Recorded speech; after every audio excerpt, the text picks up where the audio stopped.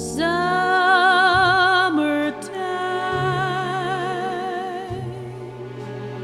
and the living is easy. Fish are jumping and the cotton. Ella Fitzgerald was an American jazz singer and force to be reckoned with by the sound of it. Her name's very well known. She started by performing at a couple of competitions in 1934 at the age of 17, and she got picked up by a guy called Chick Webb to sing in his band.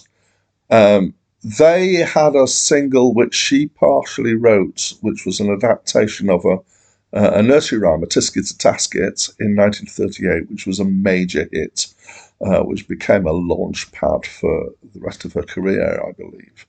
In 1939, unfortunately, Chick Webb died, but the band transitioned into being Ella and her famous orchestra, and she took over leadership of the band at this point. However, in 1942, so that's 3 years later, the band fell apart. So she had a little stint with a band called the Three Keys and did quite a few collaborations before she started to basically just use her own name and record as a solo, obviously with bands. She started to scat somewhere in the early 40s. She said that she was trying to emulate the sounds that a horn made, and had been particularly influenced by Dizzy Gillespie at this point. In 1945, she released a single called Flying Home, which has been regarded as one of the most important vocal scat records released, one of the most influential, and she was definitely considered to be one of the forerunners and influential proponents of scatting. And then so she was headlining, she made albums, she did tours, she had collaborations, she had a high profile for a long time after that. She was particularly well known for her songbook albums. So, for example, I think the first one was Ella Fitzgerald Sings the Cole Porter Songbook. And she started targeting the idea of doing albums by one songwriter. And these became considered to be part of what's called the Great American Songbook, particularly the tracks that she was recording. She was also known for her civil rights activity. So fast forward a lot of albums into the late 80s. She had some quite severe health problems, some very bad complications through diabetes. And she died in 1996 from a stroke. Louis Armstrong was an American singer and trumpeter and a pioneer of jazz. In fact, he's one of the best-known jazz musicians ever. And in his career, he was one of the first to cross over to a white audience. He was known for his showmanship and his sense of humour as he presented shows, and for his piercing trumpet and distinctive gravelly singing voice. Is very easily recognisable from his voice.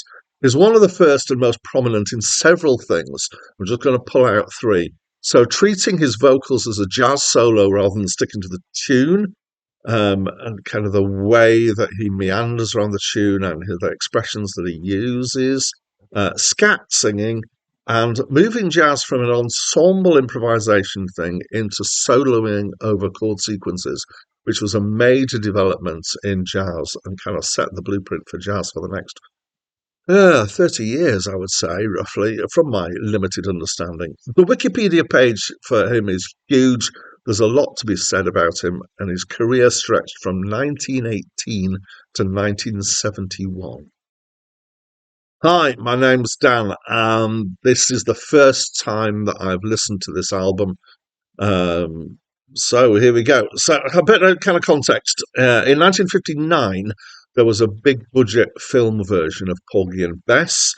I'll come back to what Porgy and Bess is, with several record versions of music and or songs from the show, which were released to coincide. So this includes this album and another well-known Porgy and Bess album, which was a Miles Davis Gil Evans collaboration. So this is an album of songs from the folk opera Porgy and Bess, which was written by the Gershwins and Dubose Hayward. So that was a stage show. It had some songs in it, and as I said, there was a film being made, and therefore these recordings were made. So on to this album itself then. So the backing is orchestral with shades of big band at times. Sometimes it feels very big band, sometimes it feels very orchestra. And then, of course, we've got singing by Ella Fitzgerald and Louis Armstrong, and some trumpet solos by Louis. The music is fine. It's grand in scope and arrangement. It feels very like a film arrangements, particularly in the orchestral bits. For my taste, it was a bit syrupy at times, especially in the strings. That was very much the style in those days. So, kind of in retrospect, I feel it's a bit overdone, that. But the big band stuff was fine. The trumpet solos are nice, of course. It's Louis Armstrong playing the trumpet. Of course they're nice. The singing, I have to say, is spectacular. So, again, of course, clear and on the note and expressive. There's obviously two singers here full of style. Very much the kind of style of the time. Very slick. And I do enjoy both singers. Despite the fact that I would complain about quite a few singers from kind of these older eras that it feels very much like they're singing a song but they don't really mean it. There's an element of that here, but not as much as some singers. They managed to sell it a bit more. Right, so let's talk about the content. I'm not familiar with the story, and certainly wasn't before I started listening to this album. I knew three of the songs. So Summertime is on here. And it's one of my favourite jazz standards. I absolutely love it to bits. Also, It Ain't Necessarily So is less so, in my mind, a favourite. Having read up on the story in between, it works in the context of the story, but I've encountered it used standalone in a fairly cynical way, and I'm not hugely happy with it as a song. Right, the other one that I knew here is I Got Plenty of Nothing, which is quite a nice song. It's just one that I was less familiar with, I would say. So the songs in the show are actually from a variety of characters, and Ella and Louis take the appropriate male and female aspects.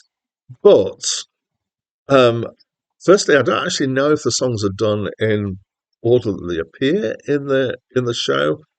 Also, it's because it's only ever Ella or Louis. Not knowing the story, it didn't help. It was kind of confusing as a result. I could pick up that there were names of other people in there as well.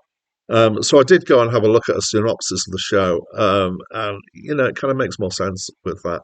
But as an album, it doesn't sell that story to you. In fact, I would say as an album, possibly like a lot of soundtrack kind of albums. It's not really a soundtrack album, but soundtrack-like albums is that it will make more sense if you know the show.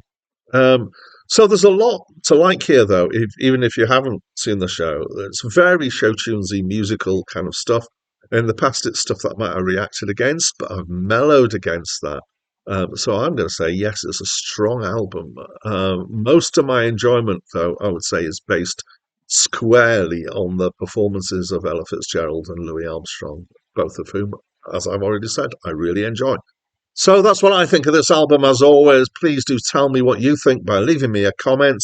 And if you want to give it a thumbs, that's a great. If you want to subscribe and join me on this great journey, then you'd be very, very welcome. And that's it from me for now. Bess, you is my woman now. You is. And you must laugh and sing and dance for two instead of one.